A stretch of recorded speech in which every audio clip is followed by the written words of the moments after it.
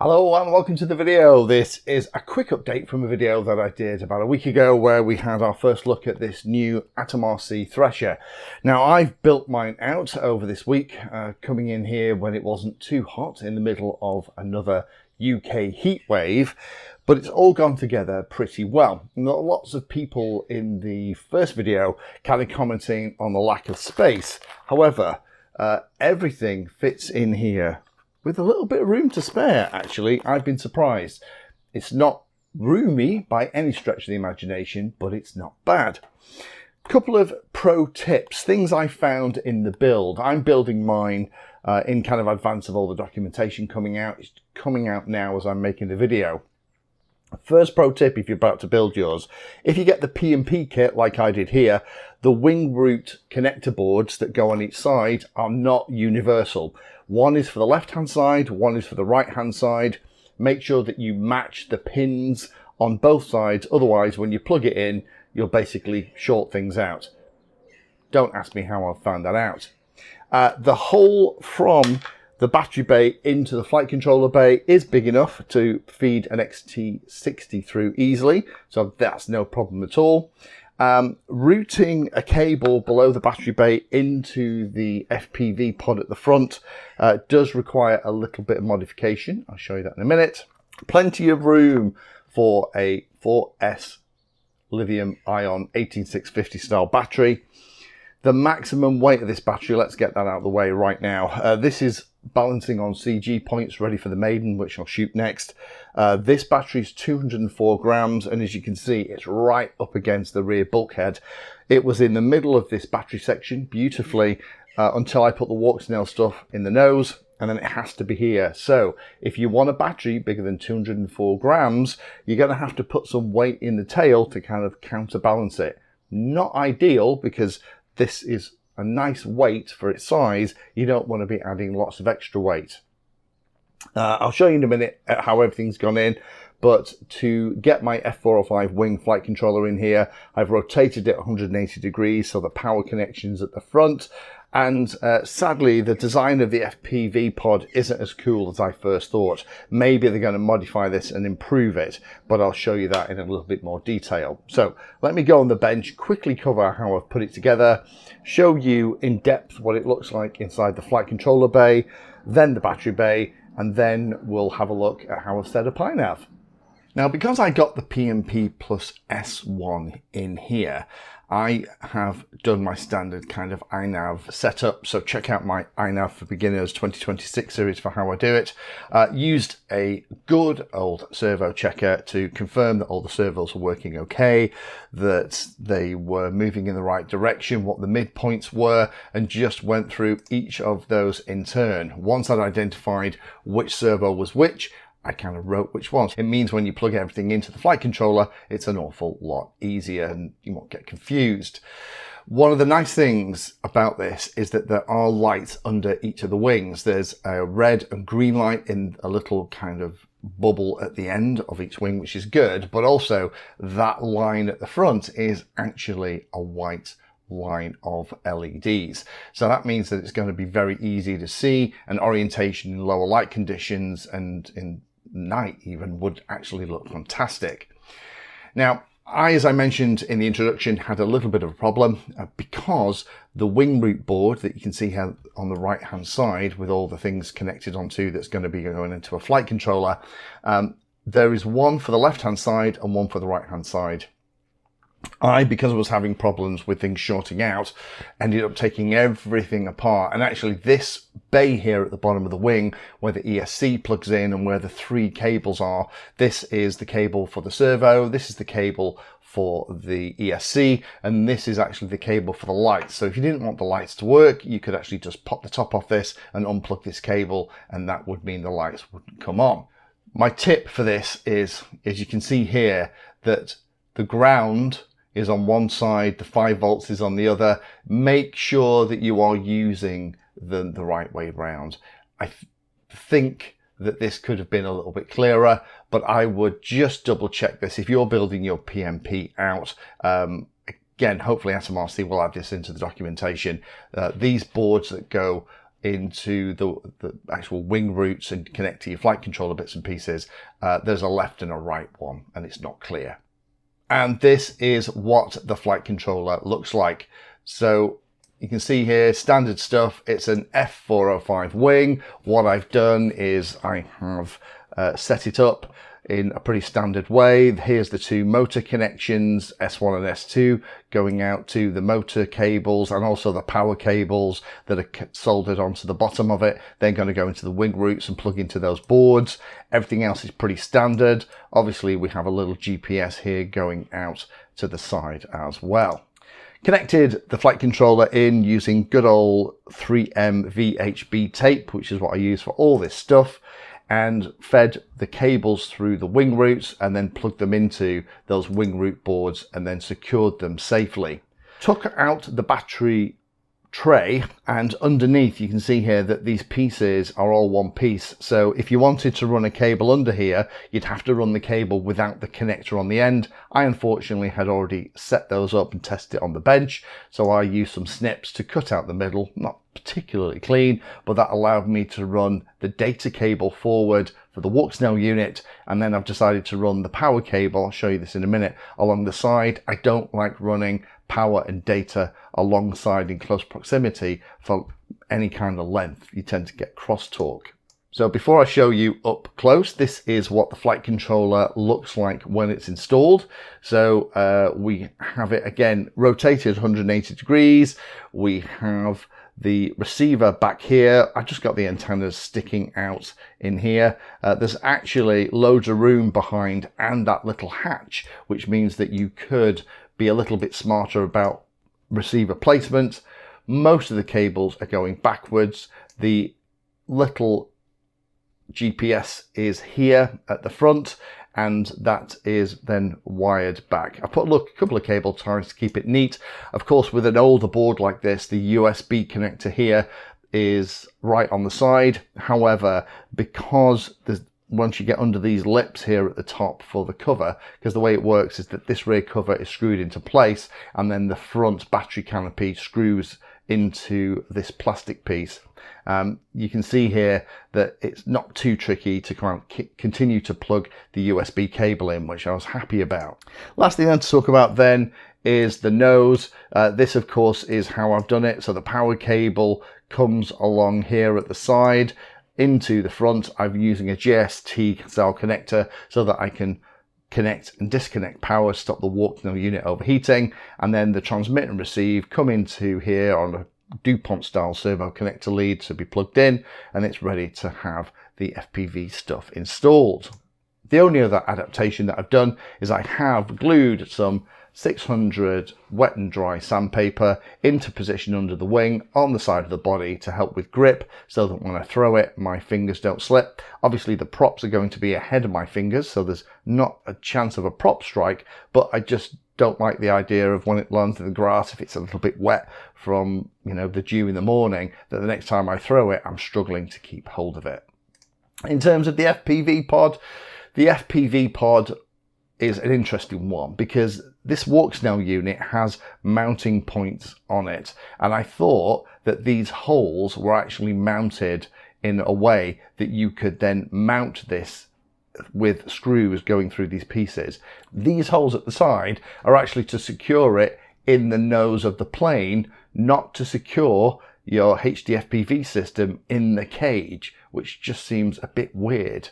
So the camera fit at the front. I had to print this little thing here is 0.6mm shim. There's one on each side. This is a 19mm camera, and it's just about 20mm for the opening.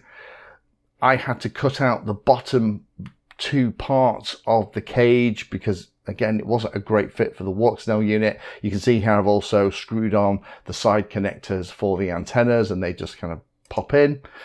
Then the Walksnail unit did fit once I had done those things, and actually fits quite nicely. But rather than have four holes at the side that I could put screws through into the unit to secure it properly, I've just had to, on one side, use one of the securing holes that would normally be used to hold this whole cage into the nose, put a screw through that into just one of the corner holes in the Walksnail unit. Not ideal, and in a bad crash it could pop out. so it all fits, but for such a beautiful idea with this removable cage, I think it would probably be worthwhile for AtomRC to come back and maybe, not in addition to the 2 screws each side to secure it into the nose, have some way to, with these pretty standard spacings at this point for HD FPV systems and others, to be able to kind of screw it into the cage securely.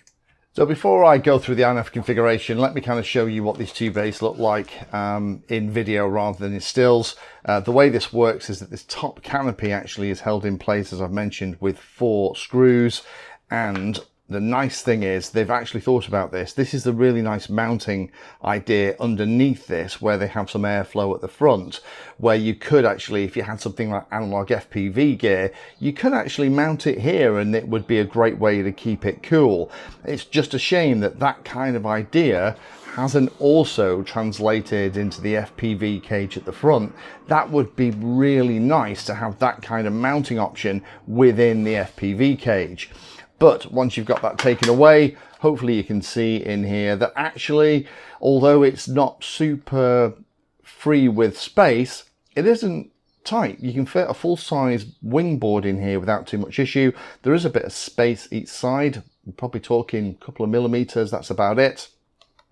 The other thing I'd mention is that there is this opening here at the bottom. I've put the blanking plate that comes with it in here, and you could run your cables back to this point in the body and actually poke your antennas through back here in a slightly more neat way if you're using Express LRS or something else. But it actually, you know, in terms of how it all goes together, it's pretty standard stuff. Again, just be super careful about the way these go around. The big trick that I've figured out, which wasn't obvious, is that the pins need to be in the bottom. Make sure you've got the right one on the right side, or things get exciting. In terms of the battery bay, at the back we have the GPS. This is one of the mini GPSs, which means it doesn't lock very well inside the house. However, it's fine when it's outside. Again, this is the battery. This is a 4S 18650 lithium ion, weighs 204 grams. It has to be in this position in order for the central gravity to work, and that means that if you wanted a heavier battery, you're going to have to put some weight in the nose. But, you know, there's actually, although it's not super roomy, it's actually not bad. So now we've taken a look at that, let me actually plug the flight controller in and show you INAV. So I've plugged the flight controller into the computer using the USB port at the side. Again, if I was building this and I was going to use new components, I probably wouldn't use a flight controller like this. I'd use one that had a separate auxiliary USB port, typically with a buzzer on it. But you can see that it fits okay. So by clicking connect, this is the configuration. I'm going to go through this at a super high level. Again, it's not an INAV tutorial in any way, shape or form, particularly as I'm using 712, which is what I use on my planes here as my flying fleet. I don't want this to be any different than the others. Calibration was great. Mixer, we'll talk about that for a moment. Had to spend a little bit of time in here and add everything in because we have one stabilized pitch output for the elevator servo on one side, another stabilized pitch here at the bottom for the other elevator servo, 2 ailerons, which is the default, and a yaw for the rudder as well. This is all set up pretty standard. You can see I haven't done anything fancy. The only thing I have done, I have added in another motor. Nothing fancy in here about any kind of differential thrust or anything. I don't like differential thrust in INAV personally. I can tend to keep it as it is. In terms of the outputs, a couple of tweaks in here. First one is the ESC protocol is set to D-Shot 300. These are D-Shot capable ESCs, so you're going to be absolutely fine with that. Also increase the servo refresh rate up to 100 Hz. Potentially could go a little bit higher. These are digital servos and seem to be happy at that. Scrolling down, I've set the midpoints so that the control surfaces are all in line. Pretty fab from the factory actually, very close to the 1500 defaults. I have, however, reduced the rates on almost everything. The rudder is the only exception. The rudder I've kept at 95% movement, only because your authority is going to be a bit of an issue with this anyway when we fly it, because it is a twin tractor and they don't like yawing around unless you have a fantastic rudder or you do some kind of differential thrust mixing. All the others I've set to 80 to reduce the throws just a little bit. The linkages by default do seem aggressive, and potentially if you flew it like that, you might find you get a little bit of oscillation, but we'll see how these work. I would say that they're potentially on the high side, but we'll see how we get on. Again, with the manual I've got so far for this doesn't have the throws in. I have let AtomRC know that manuals should for that. Ports, nothing exciting here. We have a GPS. I have MSP display port because, as you've already seen, walk snail is in the nose. Soft serial is turned on for smart port because I'm using a FreeSky radio system here.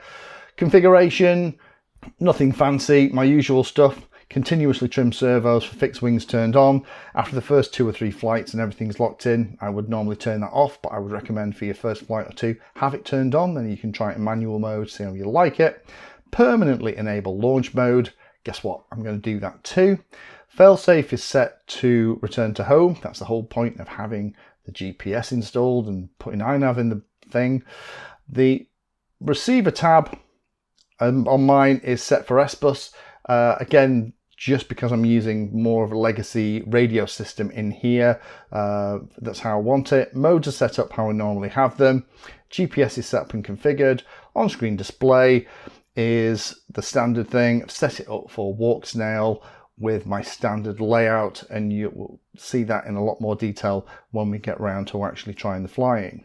The only other thing I'll talk about is the fact that in the alignment tool, I have rotated the board 180 degrees yaw, so it's facing backwards.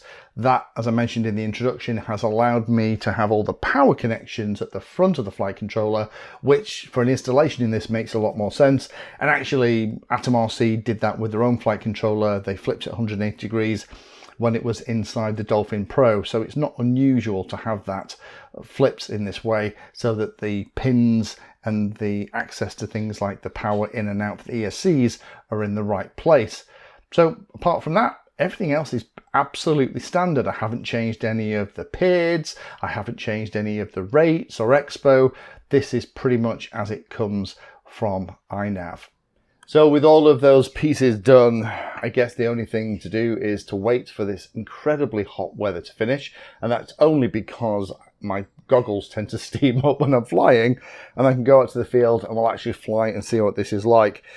But there are lots and lots of cool features in this, and actually, even though I was a little bit concerned about the narrowness of the body when I first got it in, it does fit the majority of the electronics without any real care or attention. Just a little bit of planning, and hopefully the way that I've put it together will help you if you also get the PMP plus S version. However, of course, if you get the return to home version, the flight controller and those kind of things are already going to be installed. It's just going to be a case of putting in your FPV equipment. So stay tuned. Next video on this will be the maiden and the review. Thank you for watching my video. Check out the playlist, and adding Painless 360 to your search terms will help you find my content. If you haven't done so already, please hit the like and subscribe button. It helps a lot. You can support the time I spend here answering questions and helping others by using the links in the video description.